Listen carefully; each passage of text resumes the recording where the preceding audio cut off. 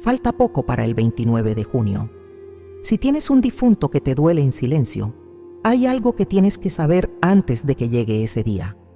San Pedro Apóstol va a hacer por el alma de tu fallecido 8 cosas concretas que Santa Teresa de Jesús dejó escritas. Cosas que la mayoría de católicos no sabe que puede pedirle. Cosas que el portero del reino tiene autoridad para hacer, porque Cristo mismo se lo entregó. Y hay un acto en particular, el último, que cambia la eternidad de tu difunto de una manera que ningún sacerdote te ha explicado nunca desde el púlpito. Si dejas pasar esta fecha sin pedirlo, tu difunto tendrá que esperar otro año entero. ¿Te has preguntado alguna vez por qué hay días en el calendario católico que abren puertas que el resto del año permanecen cerradas? Hay una razón muy concreta por la que la Iglesia colocó esta solemnidad precisamente en esta fecha del 29 de junio, y tiene que ver con lo que ocurre en el cielo cuando un apóstol celebra su entrada definitiva en la gloria. Antes de continuar, escribe ahora mismo en los comentarios el nombre de pila de tu difunto. Solo el nombre, sin apellidos. Ese gesto ya lo está poniendo bajo la mirada directa de Pedro. Suscríbete ahora mismo a este canal y activa la campanita, porque lo que viene fue preparado y guardado para quienes no se han rendido a la idea de que ya nada se puede hacer por sus fallecidos. Cada palabra depende de la anterior y el orden importa más de lo que imaginas. Hay un momento en el Evangelio que rara vez se predica con la fuerza que tiene, y sin embargo es el momento más importante de la vida pública de Cristo para tu difunto. Ocurrió en Cesarea de Filipo, lejos de Jerusalén, a la sombra de un acantilado donde los paganos creían que se abría una de las bocas del inframundo.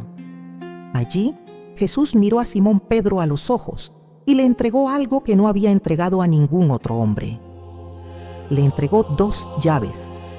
Le dijo, con palabras que la Iglesia ha repetido durante 20 siglos, que sobre él edificaría su Iglesia y que las puertas del infierno no prevalecerían contra ella. Le dijo que lo que él atara en la tierra quedaría atado en los cielos, y le dijo, sobre todo, que las llaves del reino de los cielos quedaban en sus manos. Quiero que pienses por un instante en lo que eso significa para el alma de tu fallecido ahora mismo. Cada puerta cerrada tiene una llave. Cada puerta cerrada del reino tiene una llave que está en manos de Pedro. Hay puertas que llevan años cerradas para tu difunto, puertas que quizás se cerraron en el momento de su muerte porque algo quedó sin resolver, otras que se cerraron por una confesión nunca hecha, otras que se cerraron por la simple falta de oraciones ofrecidas en su nombre. Puertas que parecen tan firmes que tu corazón ya se ha rendido a la idea de no verlo nunca más en la gloria. El 29 de junio es el día en que el portero del reino celebra su propia entrada definitiva. Ese día, según una tradición espiritual que Santa Teresa de Jesús conoció y vivió desde su convento, las llaves del apóstol giran con una autoridad que el resto del año queda como en reposo. La Iglesia entera, militante y triunfante, se vuelve hacia él en una sola voz suplicante. Él, que durante un año ha visto a millones de almas esperando, levanta ese día las manos y empieza a abrir. Santa Teresa de Ávila escribió en Camino de Perfección, en los capítulos donde habla de la obediencia a la Iglesia y al Sumo Pontífice como sucesor de Pedro, que la unión de las almas con el portero del reino es uno de los misterios más prácticos que tiene la fe católica. Lo escribió con sus propias palabras, sin adornos teológicos, porque ella misma había experimentado en oración cómo la intercesión apostólica desencadenaba gracias concretas. Decía que cuando una hermana del convento moría con alguna deuda espiritual pendiente, las monjas se volvían inmediatamente hacia los santos apóstoles, y muy especialmente hacia el primero entre ellos. Sabían algo que muchos católicos hoy han olvidado, que las llaves son reales y que están en manos de alguien que sigue vivo. En sus cartas familiares, las que escribía a su hermano Lorenzo de Cepeda y a su sobrina, hay referencias breves pero firmes a esta práctica. Encomendar a un difunto al apóstol, cuyo día se acerca, era para ella tan integrado como el rezo del oficio o el silencio antes de la oración mental. Aquí viene lo que tienes que comprender antes de que llegue el 29.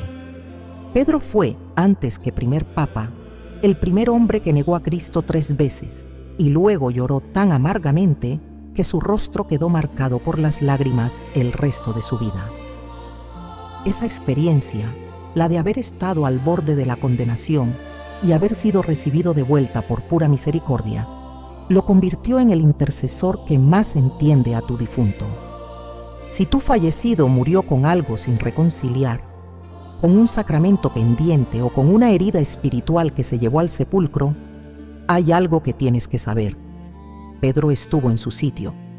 Pedro sabe lo que es traicionar al maestro al que más se ama. Pedro sabe lo que es despertar al amanecer, pidiendo perdón con la garganta deshecha.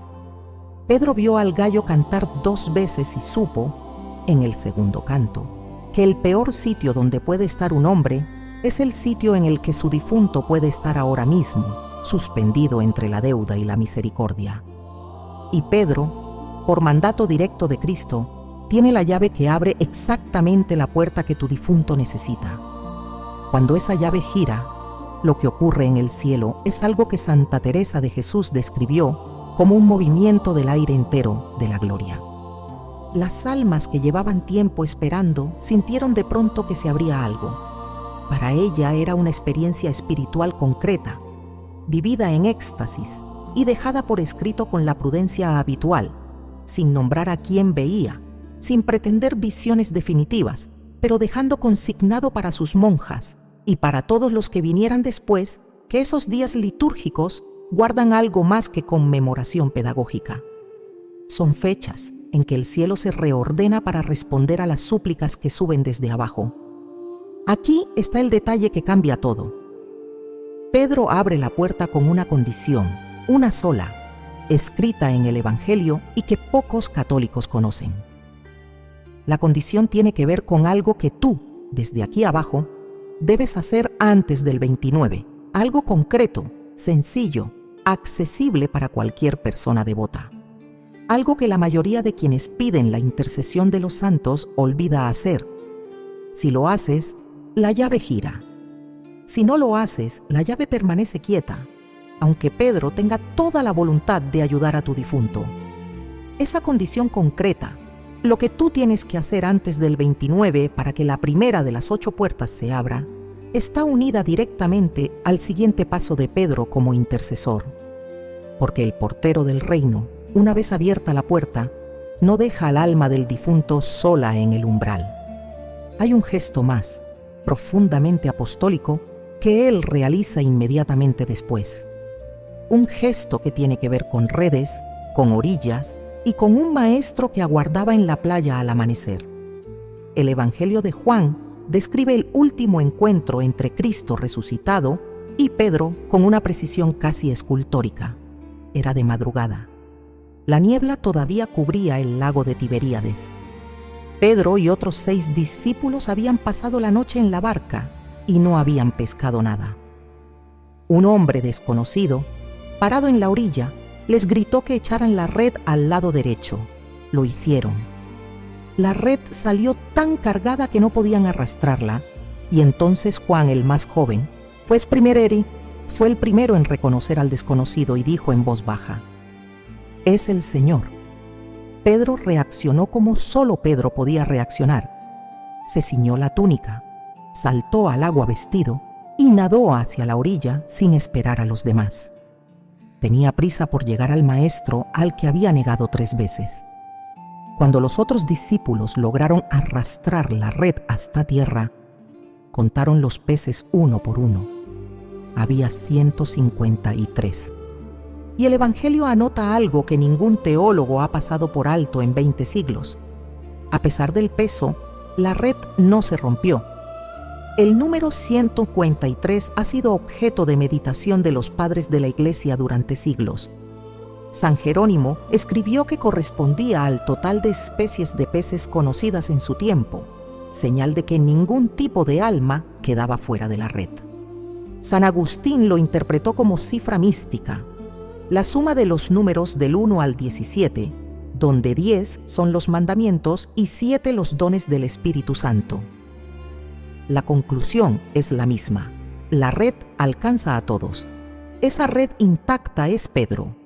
Esa red intacta es lo que Pedro va a hacer por el alma de tu difunto el 29 de junio. Santa Teresa de Jesús escribió en Las Moradas, en los capítulos finales, donde describe el matrimonio espiritual del alma con Cristo, que hay un momento decisivo en la entrada del alma a la gloria, el momento de la presentación. El alma no se presenta sola ante el esposo.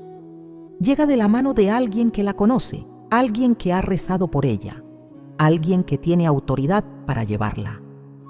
Para los simples fieles, ese alguien suele ser su ángel custodio. Para las almas que se purifican aún, suele ser un santo del que tuvieron devoción en vida o cuyo día se acerca. Y para todas las almas, en la solemnidad del 29 de junio, hay un apóstol que tiene autoridad sobre la red entera. Aquí cierra una pregunta que quizá te has estado haciendo desde que comenzó este video. ¿Por qué exactamente el 29 de junio y no cualquier otro día del año? La razón es teológicamente concreta. El 29 de junio es el día del martirio de Pedro en Roma, bajo Nerón, en el Circo del Vaticano. Es el día en que entró definitivamente en la gloria. La Iglesia ha enseñado desde los primeros siglos que el dies natalis de un santo, el día de su nacimiento al cielo, es la fecha en que el cielo inclina su atención hacia ese intercesor con una preferencia particular. Esa fecha tiene un fundamento histórico preciso. La tradición romana, recogida por Eusebio de Cesarea en su Historia Eclesiástica, consigna que Pedro y Pablo fueron martirizados en Roma bajo el mismo emperador. Nerón firmó las dos sentencias. Pedro pidió morir cabeza abajo por no creerse digno de morir como su maestro. Pablo, por su condición de ciudadano romano, fue ejecutado con espada en la Vía Ostiense. Por eso la solemnidad del 29 de junio une ambos nombres. La Iglesia los celebra juntos.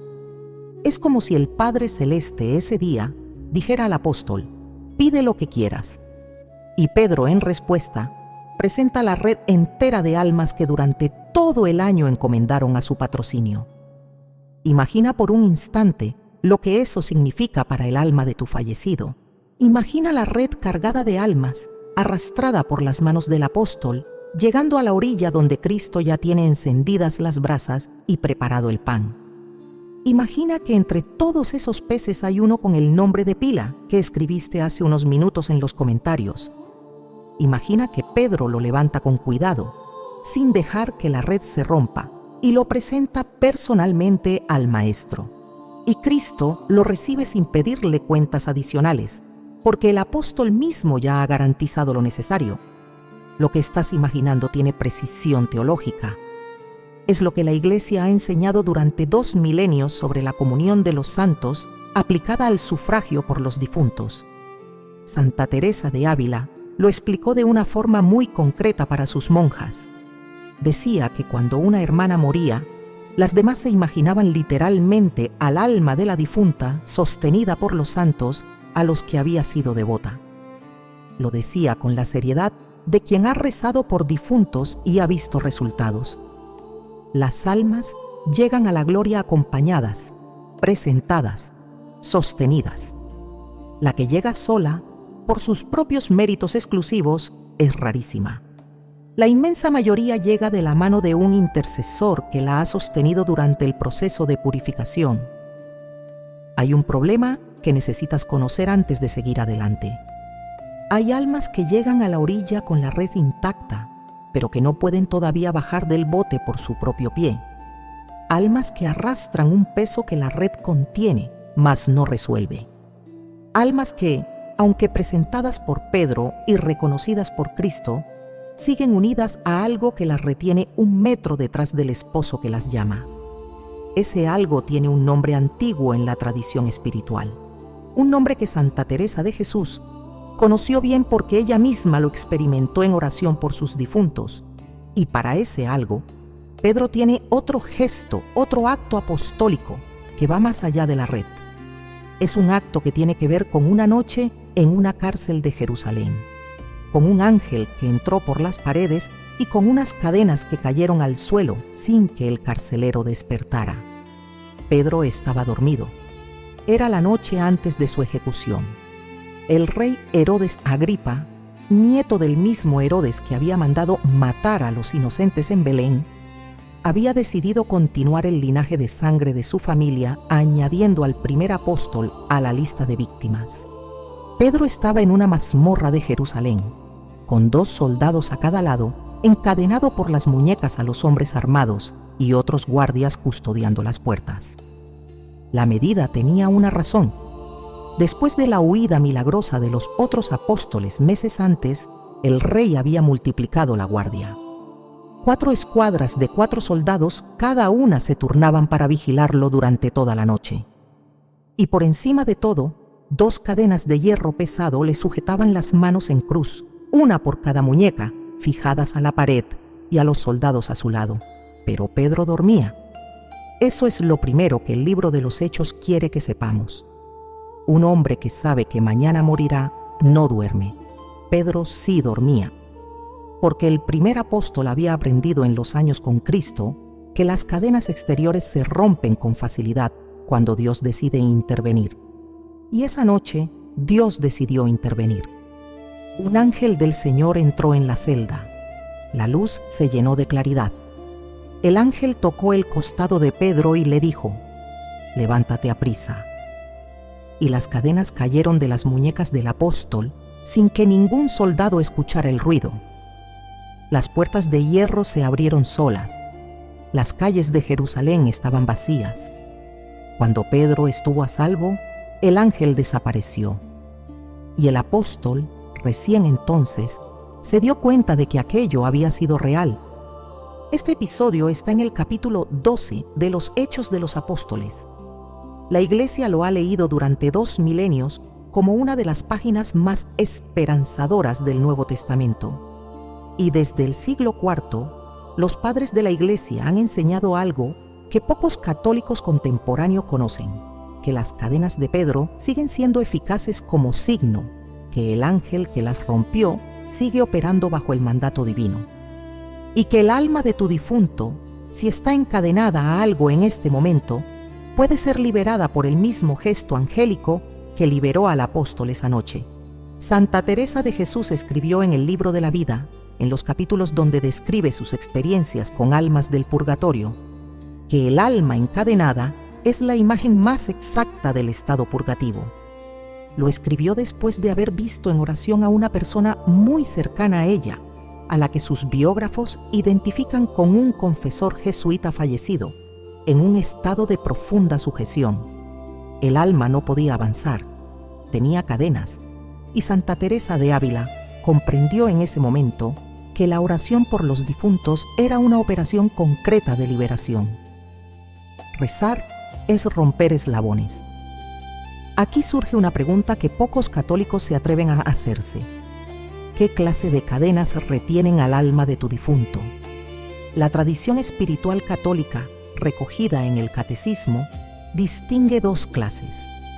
Está la cadena de la pena temporal por el pecado, la deuda de justicia que queda después de que la culpa ha sido perdonada.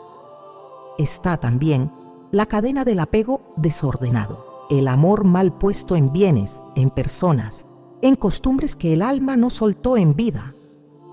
La primera se paga con la purificación, la segunda se rompe solo por intercesión externa, porque el alma sola ya no puede soltarla. Pedro tiene autoridad sobre las 2. Sobre la primera, porque el tesoro de la Iglesia, del que él es administrador por mandato de Cristo, aplica los méritos infinitos del Redentor al alma para acortar la pena. Sobre la segunda, porque el ángel que entró en su celda en Jerusalén sigue siendo enviado por Dios para soltar lo que un alma ya no puede soltar por sí misma. Y Pedro, el 29 de junio, suma a la presentación de la red un acto añadido. Pide explícitamente que los ángeles del Señor entren en las celdas espirituales de las almas que ese día le encomendaron y que las cadenas caigan. Mira la celda por un instante, las muñecas atadas, el ángel que entra con luz, las cadenas que caen al suelo sin que el carcelero despierte y, en medio de esa escena, el alma de tu difunto incorporándose, después de años, con la libertad recuperada. Esa imagen está en el Evangelio, está en la doctrina, está en las visiones documentadas de Santa Teresa de Jesús. Su solidez teológica es completa. Hay un detalle más en el episodio de los Hechos que casi nadie subraya y que sin embargo cambia toda la lectura. El libro dice que mientras Pedro estaba en la cárcel, la iglesia entera oraba sin cesar por él. Toda la comunidad cristiana de Jerusalén, reunida en casa de María, la madre de Juan Marcos, pasaba las noches en oración por la liberación del apóstol. El ángel entró cuando la intercesión humana alcanzó cierta densidad. La liberación del apóstol fue, en el orden natural de las cosas, fruto de la oración intensa de la iglesia. Y aquí está lo que tienes que comprender antes del 29. La intercesión de Pedro por tu difunto funciona del mismo modo. Pedro pide, el ángel actúa. Pero hace falta que tú, desde aquí abajo, hagas lo que la iglesia primitiva hizo aquella noche.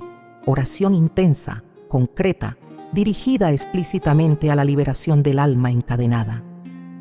Sin esa oración, las cadenas pueden seguir donde están, aunque el apóstol levante las manos en el cielo. Y hay un acto litúrgico accesible para cualquier católico que multiplica esa oración de una manera que pocos conocen. Un acto que la propia Santa Teresa de Ávila recomendaba a sus monjas con insistencia para el Día de los Apóstoles. Un acto que va más allá de la misa, aunque la incluye. Un acto que tiene que ver con palabras antiguas, con repetición y con un instrumento que el alma del difunto reconoce desde la primera vuelta. Cristo le dijo a Pedro algo durante la última cena que casi nunca se predica con la fuerza que merece. Estaban a la mesa, faltaban pocas horas para Getsemaní. Jesús sabía exactamente lo que Pedro iba a hacer esa misma noche. Lo iba a negar 3 veces antes del canto del gallo. Y aún así, antes de que ocurriera la traición, antes incluso de mencionar la negación abiertamente, le dijo unas palabras que están escritas en el capítulo 22 del Evangelio de Lucas. Simón, Simón, mira que Satanás os ha reclamado para zarandearos como trigo, pero yo he rogado por ti para que tu fe no decaiga. Y tú, una vez convertido, confirma a tus hermanos. Esa última frase es lo que tienes que recordar antes del 29 de junio. Confirma a tus hermanos. Cristo le entregó a Pedro, mucho antes que las llaves, una misión específica: confirmar en la fe a los que vacilan. Y la Iglesia ha entendido durante 20 siglos que esa misión se extiende mucho más allá del oficio eclesiástico de los obispos vivos. Es una autoridad permanente del apóstol que sigue ejerciéndose desde el cielo a favor de quienes vacilaron en vida y vacilan aún en la otra orilla. Quiero que pienses en tu difunto un momento. Si miras hacia atrás con sinceridad, ¿murió firme en la fe católica? ¿Murió creyendo sin sombra en la presencia real de Cristo en la Eucaristía, en la confesión sacramental, en la vida eterna, en la Iglesia una, santa, católica y apostólica? La mayoría de las personas, incluso las que rezaron toda su vida, llegan al lecho final con grietas en su fe. Grietas pequeñas que la rutina disimuló, dudas que callaron por vergüenza ante el confesor, ideas modernas que se filtraron en su mente y que el sacerdote no alcanzó a corregir antes del último aliento. Esas grietas no condenan al alma, pero la retienen. Retrasan el encuentro definitivo con Cristo porque el alma necesita llegar a Él con la fe completa, no con la fe agrietada que se llevó al sepulcro. Aquí es donde Pedro entra de un modo decisivo. Cristo lo encargó de confirmar en la fe a los hermanos vacilantes. El 29 de junio, cuando el cielo se inclina hacia el apóstol, Pedro ejerce esa autoridad con una intensidad especial sobre las almas encomendadas. Recoge las grietas una a una, las repara. Termina lo que el alma no terminó de creer en vida.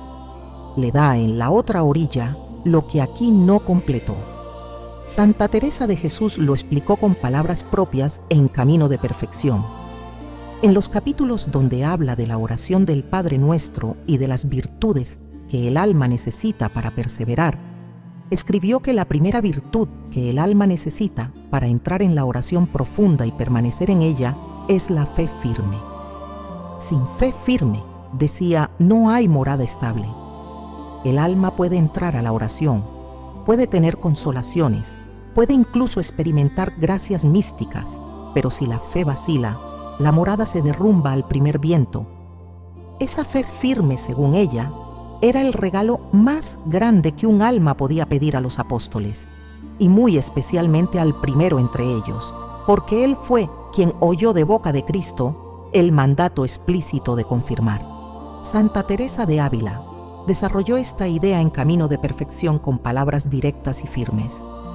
Dejó consignado, según el texto del manuscrito conservado, que la autoridad de Pedro no se limitó a su vida terrena, que sigue activa, que sigue confirmando en la fe a los que vacilan, vivos o difuntos, y que pedirla por nombre concreto, invocando al primer apóstol explícitamente, es la forma más segura de obtenerla. Estas observaciones aparecen en los capítulos donde explica la oración por la Iglesia entera y la unión de la militante con la triunfante. Y aquí cierra una pregunta que abría al principio. ¿Cuál era la condición que tú, desde aquí abajo, debías cumplir antes del 29 para que la primera puerta se abriera? La condición es exactamente esta: profesar el credo de los apóstoles en voz alta por el alma de tu difunto, mencionando su nombre antes de la primera frase. El credo de los apóstoles es el resumen completo de la fe que vacilante el alma necesita recibir. Es la profesión más antigua de la Iglesia, atribuida tradicionalmente a los 12 apóstoles reunidos antes de dispersarse por el mundo. La tradición patrística temprana, conservada por escritores del siglo IV, sostiene que cada uno de los apóstoles aportó un artículo del credo antes de partir a evangelizar. Pedro habría aportado el primero: creo en Dios Padre Todopoderoso. Por eso ese credo lleva su sello más que el de ningún otro. Y cuando tú lo profesas explícitamente por tu fallecido, antes del 29, le estás entregando a Pedro el material concreto sobre el cual él aplica la confirmación. Sin esa entrega, Pedro tiene la autoridad, pero le falta el alma encomendada para usarla. Con esa entrega, la confirmación es inmediata. Hazlo así. Busca un momento de silencio en tu casa antes del 29. Enciende una vela si quieres, aunque puedes prescindir de ella. Di en voz alta el nombre de pila de tu difunto. Espera 3 segundos.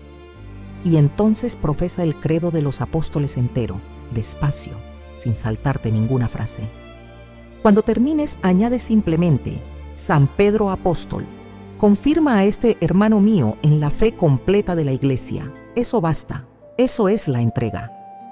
Pero hay otra cosa que Pedro hace por tu difunto inmediatamente después de confirmar su fe. Una cosa que tiene que ver con lágrimas, con el llanto más amargo que un apóstol haya derramado en toda la historia de la salvación. Con un don que el alma del difunto puede recibir si tú sabes pedirlo del modo correcto, en el momento correcto, con las palabras correctas que la propia Santa Teresa de Jesús dejó escritas en su autobiografía para que ningún católico devoto las olvidara. Hay una lágrima en el Evangelio que cambió la historia de la salvación, solo una. Cae al amanecer en un patio de Jerusalén, sobre las losas de piedra junto a un brasero donde Pedro había estado calentándose mientras negaba al Maestro. El gallo había cantado 2 veces. Cristo, atado y golpeado, se volvió un instante en medio de la escolta y miró a Pedro a los ojos, y Pedro salió y lloró amargamente.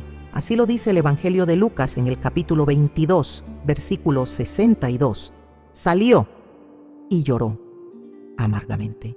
Esa lágrima de Pedro tiene una propiedad espiritual que la teología católica ya ha estudiado durante 17 siglos. Fue, según los padres de la Iglesia, la primera lágrima de arrepentimiento perfecto del Nuevo Testamento.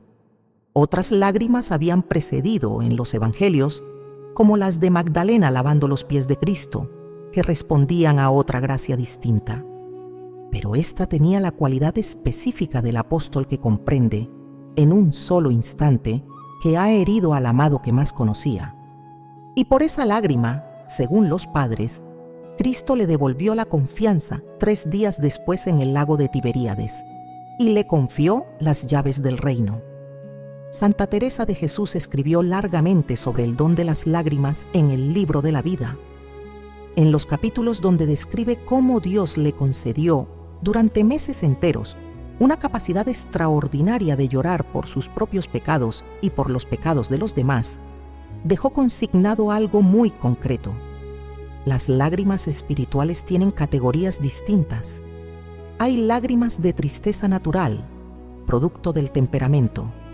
Hay lágrimas de devoción superficial, que el alma produce por consolación sensible y que duran poco. Y hay un tercer tipo, raro y precioso, que ella describió como vinculadas espiritualmente al llanto de Pedro tras la negación. Lágrimas que el alma recibe como don directo del Espíritu Santo. Lágrimas que limpian la deuda del pecado de un modo que ningún otro acto puede hacer con la misma eficacia. Aquí está lo que tienes que comprender antes del 29. El don de las lágrimas no termina con la muerte del cuerpo. Las almas en el purgatorio pueden recibirlo, y cuando lo reciben, su purificación se acelera de un modo que ninguna otra gracia produce con la misma rapidez. Porque las lágrimas aplicadas por intercesión apostólica al alma del difunto completan en horas lo que en otras condiciones tardaría décadas de purificación pasiva. Pedro tiene este don en plenitud. Lo recibió personalmente de Cristo aquel amanecer en el patio del sumo sacerdote. Y, según la enseñanza espiritual recogida por Santa Teresa de Ávila, sigue aplicándolo a quienes lo invocan por su nombre. El 29 de junio, en su solemnidad propia, abre el manantial. Las lágrimas que él lloró en Jerusalén bajan, por la comunión de los santos, al alma de cada difunto encomendado. Y el alma, sin tener cuerpo con que llorar materialmente, llora espiritualmente, en lo profundo de su ser, las lágrimas que el apóstol le presta para que su purificación termine. Piensa por un instante en el alma de tu fallecido recibiendo ese don. Llora por dentro, por primera vez desde que murió, con lágrimas que limpian. Lágrimas que sueltan apegos viejos que la oración común no había podido soltar. Lágrimas que terminan de reconciliar lo que en vida quedó sin reconciliar. Esa imagen es exactamente lo que Santa Teresa de Jesús describió en sus visiones de almas purgativas. El alma llora con lágrimas espirituales y al llorar queda más cerca de la gloria. Y hay un detalle que debes conocer antes de seguir. El don de las lágrimas no se aplica al alma del difunto de manera automática por el simple hecho de que llegue el 29. Requiere que tú, desde aquí abajo, hagas un acto concreto durante los días previos. Un acto pequeño, sencillo, pero teológicamente preciso. El acto es este. Durante los 9 días previos al 29 de junio, tradicionalmente desde el 20 de junio, reza una sola decena del rosario cada noche, pidiendo explícitamente a San Pedro Apóstol que aplique sus lágrimas al alma de tu difunto. Una decena, 9 días, sin novenarios complicados, sin rezos elaborados que después abandonarías por cansancio. Solo una decena bien rezada, con el nombre del difunto al principio y al final, ofrecida por la aplicación de las lágrimas apostólicas. Si no tienes un rosario, basta con que cuentes 10 Ave Marías con los dedos de la mano. Si no recuerdas todas las palabras del Ave María con exactitud, basta con que digas con sinceridad lo que sí recuerdes. La eficacia de esta oración depende sobre todo de la constancia de la intención durante los 9 días. Una decena perdida no destruye la novena. Continúa al día siguiente, sin reproches, con el nombre de pila del difunto en los labios. El apóstol contabiliza con la generosidad de un padre que sabe lo que cuesta perseverar. Esta es exactamente la fórmula de novena breve que Santa Teresa de Ávila enseñaba a sus monjas para los apóstoles y para los difuntos a quienes encomendaba. Una decena diaria durante 9 días era, según ella, la dosis espiritual mínima que abría el paso a las gracias apostólicas. Más decenas eran bienvenidas. Menos decenas, decía, no acumulaban suficiente densidad de oración.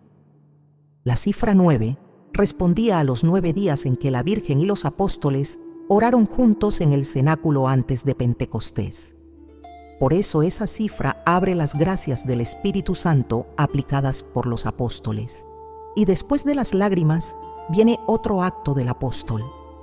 Un acto que tiene que ver con un pastor que busca a su oveja perdida, con una voz que reconoce a las suyas, con un mandato repetido 3 veces a la orilla del lago, exactamente el mismo número de veces que Pedro había negado al Maestro. Apacienta mis corderos, apacienta mis ovejas, apacienta mis ovejas. Y entre esas ovejas que Pedro tiene mandato de apacentar, está el alma de tu difunto, si tú sabes cómo presentarla al pastor primero. Las ovejas reconocen la voz de su pastor. Una voz específicamente que las ha llamado por su nombre cada mañana desde que nacieron. Una voz que ningún extraño puede imitar, aunque ofrezca pan. Ninguna otra voz, aunque abra la puerta del redil. Cristo dijo esto en el Evangelio de Juan, capítulo 10. Yo soy el buen pastor. Conozco a mis ovejas y las mías me conocen. Mis ovejas escuchan mi voz, las llamo por su nombre y me siguen. Pero el buen pastor delegó parte de su pastoreo antes de subir al Padre en un solo hombre. La escena está en el capítulo 21 de Juan, después de la pesca milagrosa y el desayuno en la orilla. Cristo se llevó a Pedro aparte junto a la orilla y le hizo 3 preguntas. La misma pregunta 3 veces. Simón, hijo de Juan, ¿me amas? Y a cada respuesta afirmativa de Pedro, Cristo le entregó un mandato. Apacienta mis corderos, apacienta mis ovejas, apacienta mis ovejas. Los padres de la Iglesia han enseñado durante 17 siglos que las 3 preguntas y los 3 mandatos forman la sanación exacta y simétrica de las 3 negaciones del patio. Pedro había negado 3 veces. A cada profesión renovada de amor, Cristo respondió con un mandato pastoral. Pedro quedó constituido pastor universal por mandato directo del único buen pastor que existe. Aquí viene el detalle que cambia todo. Esa autoridad pastoral se ejerce sobre las ovejas vivas y sobre las que ya cruzaron el umbral de la muerte. Las almas del purgatorio son ovejas. Las almas que en vida se extraviaron son corderos perdidos que el pastor sigue buscando hasta llevarlas a la presencia del buen pastor original. Santa Teresa de Jesús dejó escrito en Las Moradas, en los capítulos donde describe las 7 moradas y la unión definitiva del alma con Cristo, que el alma extraviada en vida tiene un destino específico tras la muerte. Si murió en gracia, queda salvada, pero queda también en un estado de purificación más largo, porque la oveja que se apartó del rebaño tiene que aprender, en el purgatorio, a reconocer de nuevo la voz del buen pastor. Esa reeducación espiritual puede durar mucho. Y mientras dura, el alma escucha la voz desde lejos, pero todavía no termina de seguirla. Pedro tiene mandato directo de Cristo para apacentar a esas ovejas. El 29 de junio, en su solemnidad, sale al monte. Sale literalmente en la lectura espiritual de la tradición, a buscar a las ovejas perdidas que durante todo el año fueron encomendadas a su patrocinio. Las llama por su nombre. Y las ovejas que en vida se habían extraviado, oyendo la voz apostólica que las nombra individualmente, se incorporan, se acercan, dejan el lugar donde estaban y siguen al pastor de los pastores hasta la presencia de Cristo. Piensa por un momento en tu difunto. Si miras hacia atrás con sinceridad, ¿hubo algún tramo de su vida en que se extravió? Quizá dejó de ir a misa durante años, o vivió alejado de los sacramentos, o tuvo una mala costumbre que le costaba dejar, o amó algo más que a Dios durante un tiempo demasiado largo. Si murió en gracia, no está condenado. pero está en ese tramo de purificación donde la voz del pastor se escucha desde lejos y necesita que alguien le ayude a reconocer de nuevo la voz que en vida había aprendido a desoír. Ese alguien, el 29 de junio, es Pedro.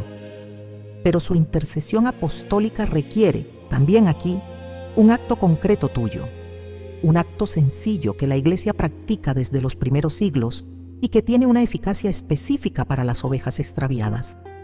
El acto es este. Vuelve a leer despacio el capítulo 21 del Evangelio de Juan, solo ese capítulo. Es corto, apenas 25 versículos. Léelo en voz alta, despacio, mencionando antes el nombre de pila de tu difunto. Cuando llegues a las 3 preguntas de Cristo a Pedro, detente un instante después de cada una y di mentalmente al pastor: aplica este amor de Pedro al alma de mi difunto. Aplica este mandato pastoral al cordero perdido que te encomiendo hoy. La lectura tarda menos de 5 minutos. Su eficacia espiritual, según la tradición patrística y mística, es proporcional al amor con que se hace y al nombre que se pronuncia antes de empezar. Santa Teresa de Ávila recomendaba esta práctica de leer el Evangelio en voz alta por los difuntos como una de las formas más eficaces de oración personal. La palabra, decía, es viva. Cuando se proclama por un alma concreta, esa palabra penetra en la otra orilla y produce efectos espirituales precisos, comparables a una cirugía del alma. La eficacia plena llega cuando se pronuncia en voz alta, dejando que las cuerdas vocales le presten cuerpo y que el aire de tu sala se llene del sonido del Evangelio. El alma del difunto, donde quiera que esté, escucha ese sonido por una vía que la teología mística llama participación vocal de la Iglesia militante en la triunfante. Es real, es operativa y funciona con una sencillez que asombra a quienes la practican por primera vez. Hazlo en los días previos al 29. Una sola vez es suficiente, aunque más veces multiplican la gracia. El alma de tu fallecido, si se extravió en algún tramo de su vida, oirá el capítulo entero con el oído espiritual que las almas conservan después de la muerte, y reconocerá la voz del buen pastor a través de la tuya, transmitida por la autoridad apostólica de Pedro, que salió al monte a buscarla. Después de apacentar al cordero, Pedro hace otro gesto.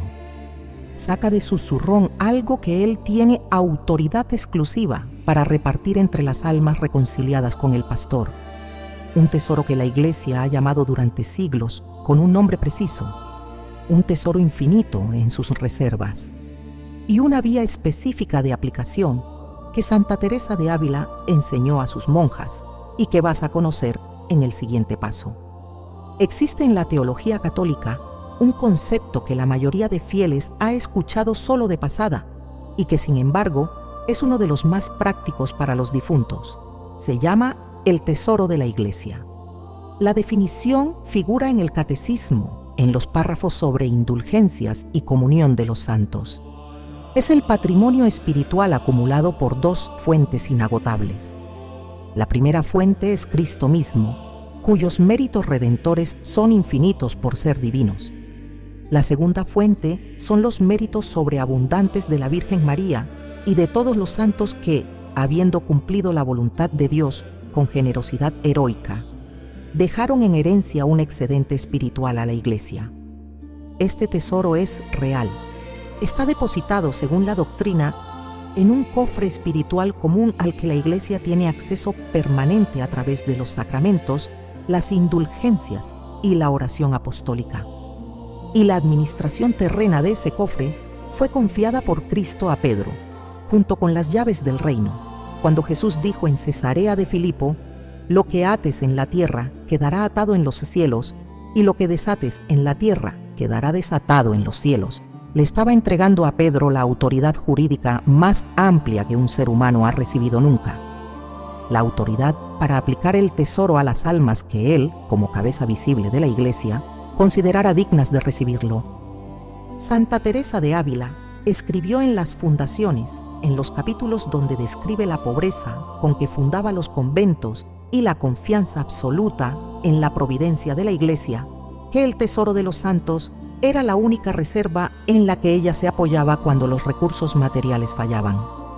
Decía que las monjas debían saber que cada acto suyo de virtud, por pequeño que pareciera, se acumulaba en ese tesoro común, y que cada vez que alguien aplicaba ese tesoro por un difunto, ese alma recibía un alivio proporcional al monto aplicado. Era para ella aritmética espiritual exacta, transmitida a sus hijas con la claridad de quien ha hecho cuentas y ha visto resultados.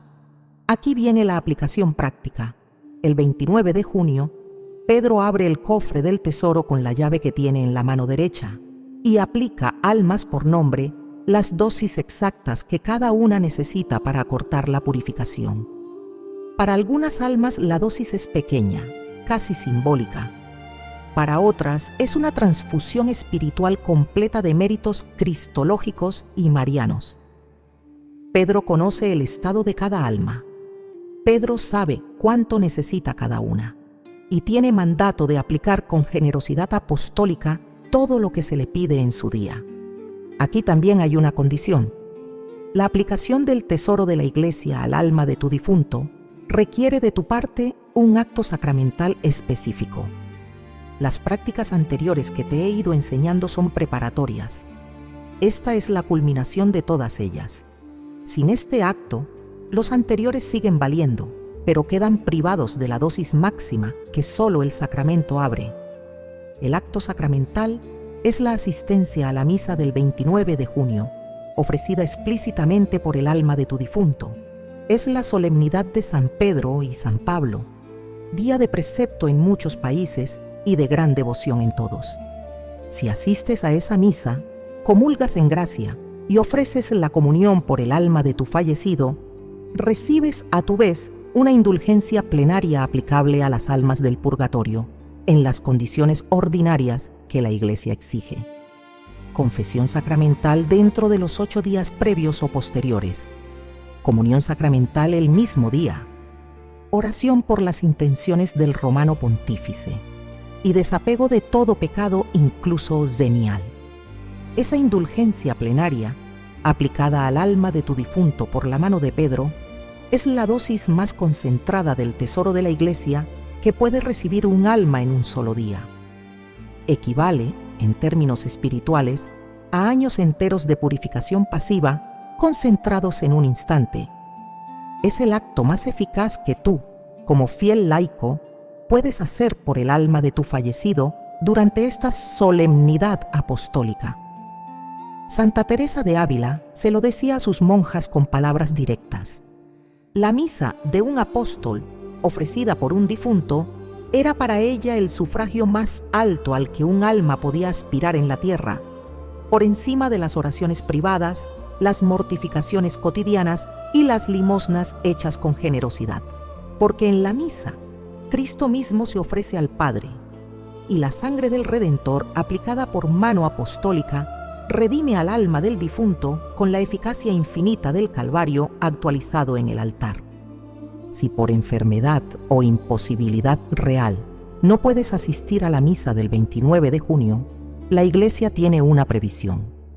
La asistencia espiritual a través de la transmisión televisada, unida a la comunión espiritual hecha con devoción, asocia tu intención al sufragio. El sufragio fundamental, la aplicación del tesoro al alma de tu fallecido, queda asegurado por la unión espiritual con el sacrificio que se celebra en miles de altares ese día. Hazlo así. Marca el 29 de junio en el calendario.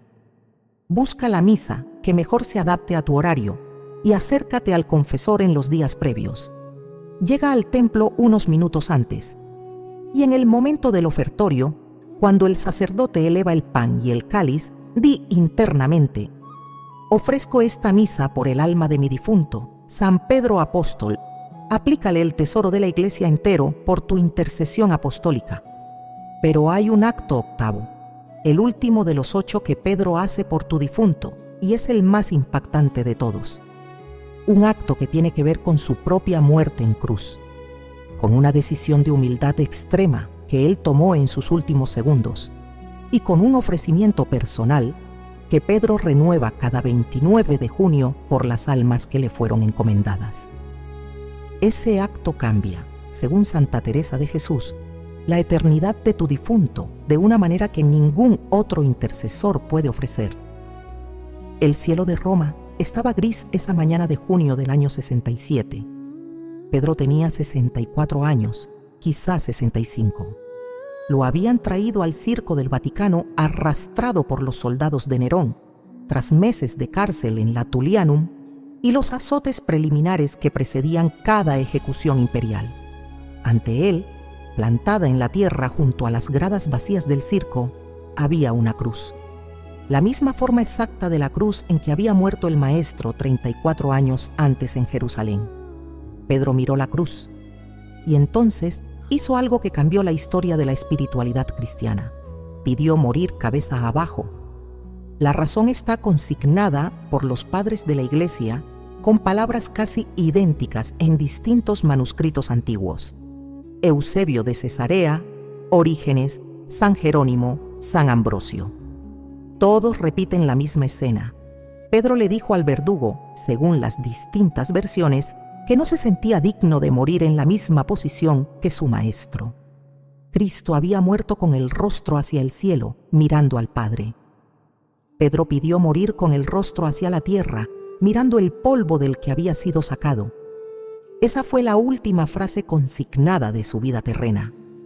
Después vino la crucifixión invertida, el grito sofocado por el peso del cuerpo y al cabo de horas, según los relatos antiguos, la entrega final del Espíritu al Padre.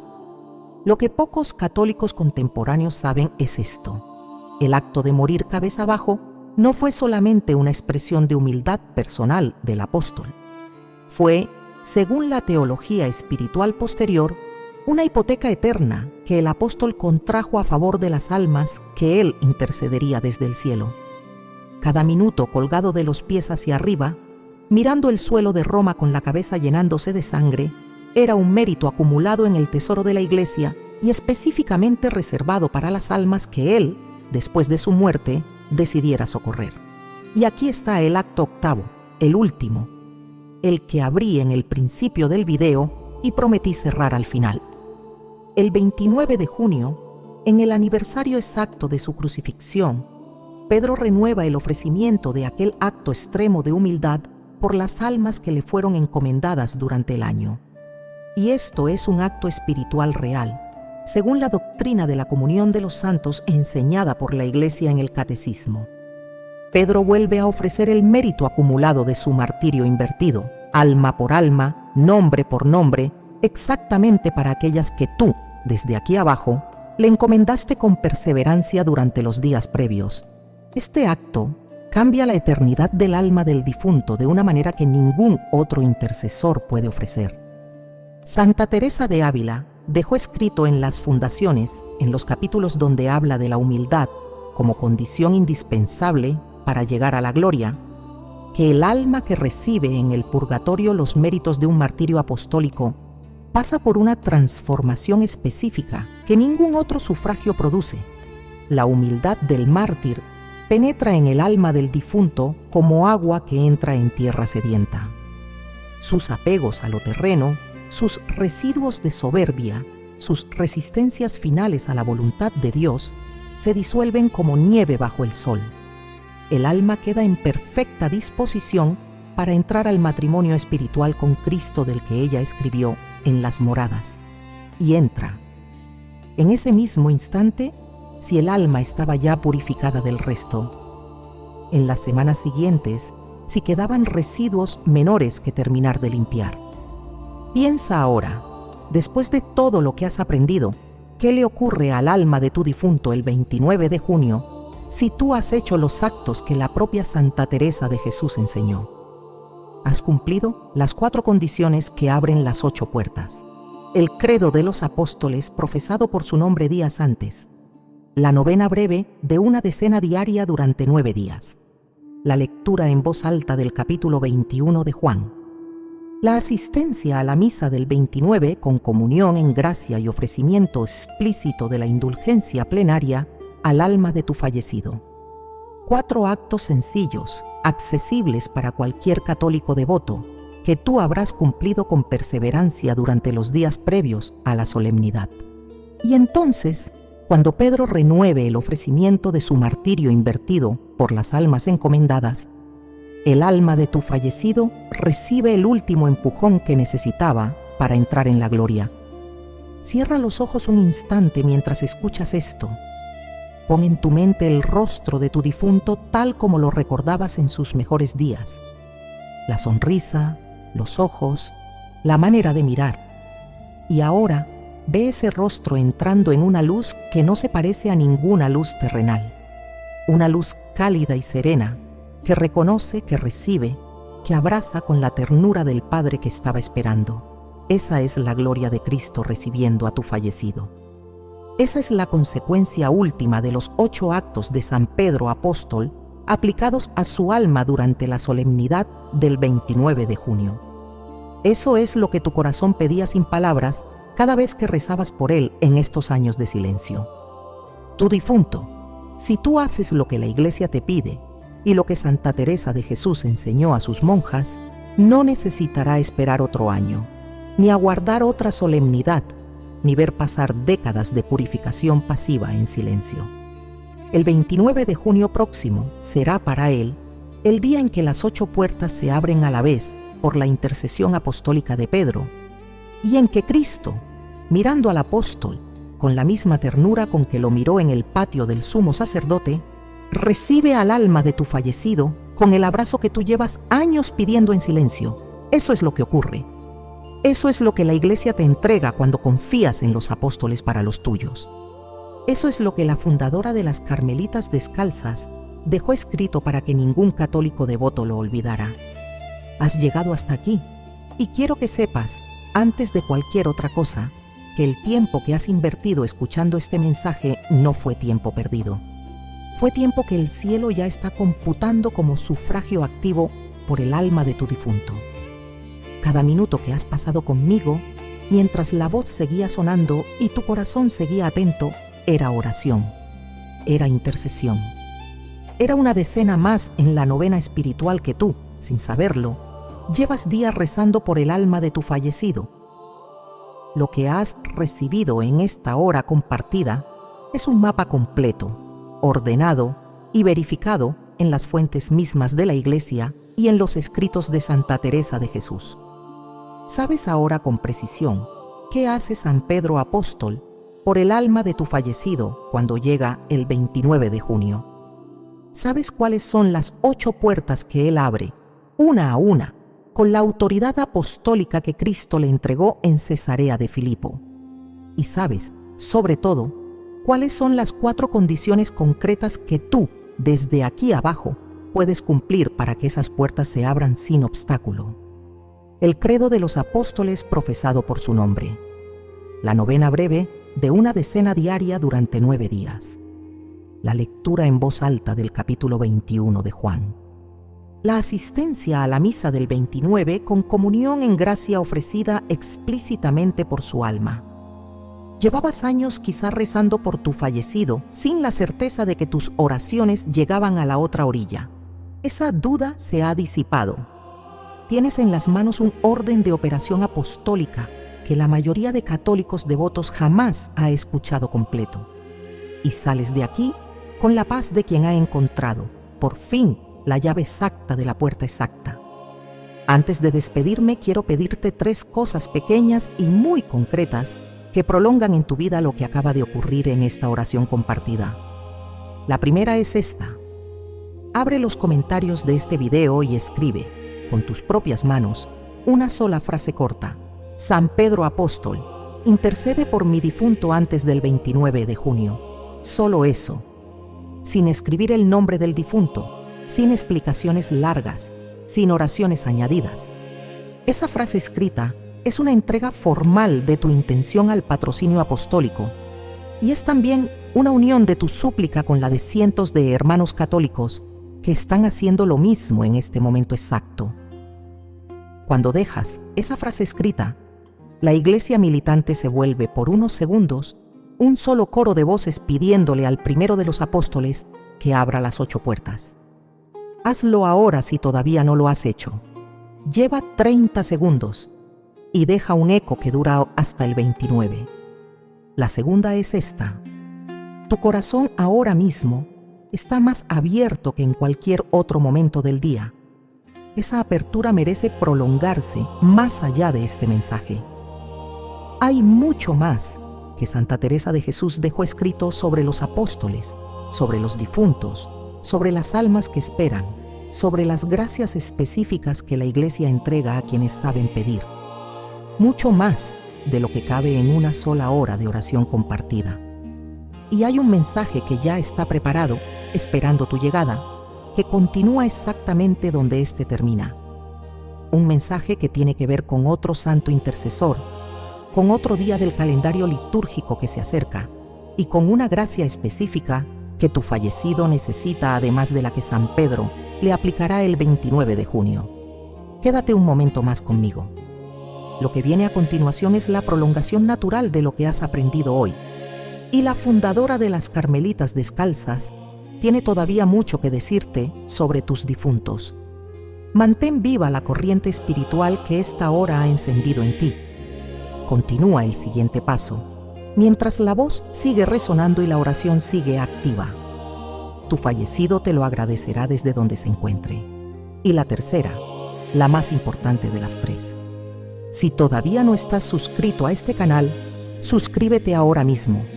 Apriétale al botón rojo. Hazlo antes de que el video termine. Sin pensar en estadísticas ni en cifras. Hazlo por el mensaje mismo, por las almas que esperan en silencio, por la continuidad de esta enseñanza en tu vida cotidiana. Cada semana publico un mensaje nuevo, construido con la misma seriedad doctrinal y la misma profundidad espiritual que el que acabas de escuchar. Mensajes basados directamente en las fuentes documentales de Santa Teresa de Jesús, en el Catecismo de la Iglesia Católica y en la tradición patrística verificada. Mensajes que tu alma necesita y que tu difunto agradece desde la otra orilla cada vez que tú los escuchas con devoción. Suscribirte significa que estos mensajes llegarán hasta ti en cuanto se publiquen, sin que tengas que buscarlos uno por uno. Significa que recibirás también las novenas extraordinarias para las grandes solemnidades, las enseñanzas sobre las almas del purgatorio que Santa Teresa de Jesús dejó escritas, las preparaciones espirituales para los días litúrgicos que tu calendario va marcando. Y significa, sobre todo, que tu fallecido tendrá una intercesora activa en cada nuevo video, porque cada uno de ellos lleva en sus intenciones de fondo a las almas encomendadas por los suscriptores de este canal. Suscríbete ahora. Activa la campanita de notificaciones. Hazlo antes de cerrar el video. Tu difunto te lo está pidiendo desde donde está. Y ahora, antes de que cierres este mensaje, quiero quedarme contigo unos segundos más. Como una amiga que te acompaña hasta la puerta de tu casa después de una larga conversación. Has estado conmigo más de una hora. Has escuchado verdades antiguas en voz nueva. Has aprendido a confiar en un apóstol que lleva 20 siglos esperando que más católicos lo invoquen por su nombre. Y has descubierto junto a Santa Teresa de Jesús que tu difunto está mucho más cerca de lo que parecía y que el 29 de junio está al alcance de tu mano. Tienes en las manos, ahora mismo, todo lo necesario para entregarle a tu fallecido el regalo más grande que un viviente puede entregar a un difunto. Que la paz de Cristo, que sobrepasa todo entendimiento, descienda sobre ti esta noche y permanezca en tu hogar. Que la intercesión de San Pedro Apóstol y de Santa Teresa de Jesús te acompañen en cada decena de la novena que vas a empezar mañana. Que el alma de tu difunto antes del 29 sienta el primer movimiento del aire que anuncia las 8 puertas abriéndose una a una. En el nombre del Padre, y del Hijo, y del Espíritu Santo. Amén.